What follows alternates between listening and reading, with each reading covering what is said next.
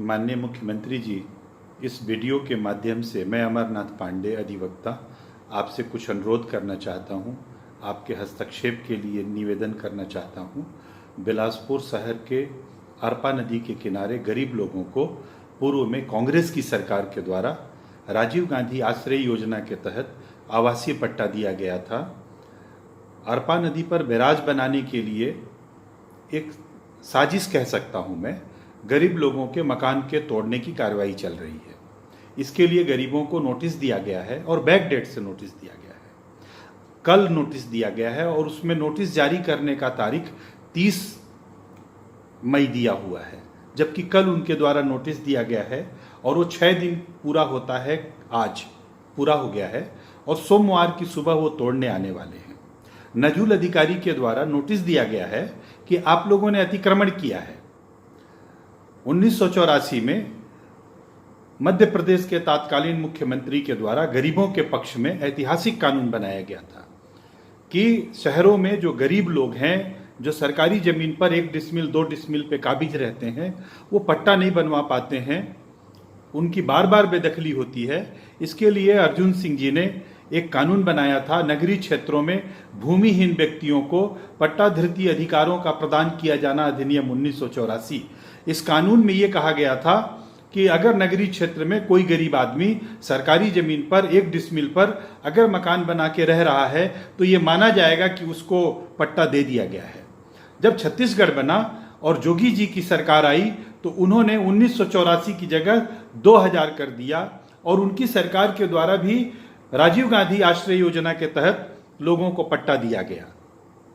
जैसे आजकल आपकी सरकार के द्वारा राजीव गांधी न्याय योजना के तहत किसानों को अनुदान दिया जा रहा है, उनकी मदद की जा रही है।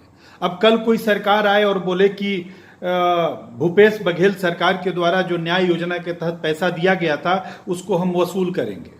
इसी तरह की बात है कि अरपा नदी के किनारे जो गरीब लोग निवास कर रहे हैं, जिनको राजीव गांधी आश्रय योजना के तहत पूर्व में पट्टा दिया गया था, 2000 के आसपास पट्टा दिया गया था, 2000 के पहले पट्टा दिया गया था, उन लोगों को नजूल अधिकारी ने नोटिस दिया है कि आप लोग अवैध अतिक्रमण किए हैं। यह सरासर गलत बात है।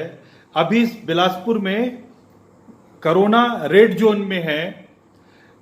कोरोना के कारण जो गरीब लोग हैं, जो ऑटो चलाते थे, जो किसी दूसरे की दुकानों में काम करते थे, 3-4 महीने से किसी ने कोई काम नहीं किया है, उनके मकान तोड़ने की इस समय क्या आवश्यकता है?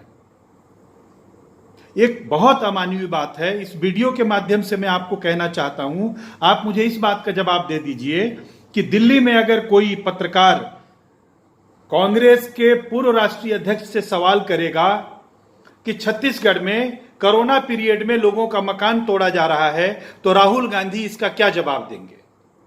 आपकी सरकार में अन्याय होगा और उसका जवाब राहुल गांधी से पूछा जाएगा। मैं आपसे अनुरोध कर रहा हूं कि ये कोरोना का पीरियड चल रहा है, इस समय तोड़फोड़ की कोई कार्रवाई नहीं होनी चाहिए। ये बहुत अमानवीय बात है। मुझे पूरा विश्वास है कि आप मेरे वीडियो पर विचार करेंगे।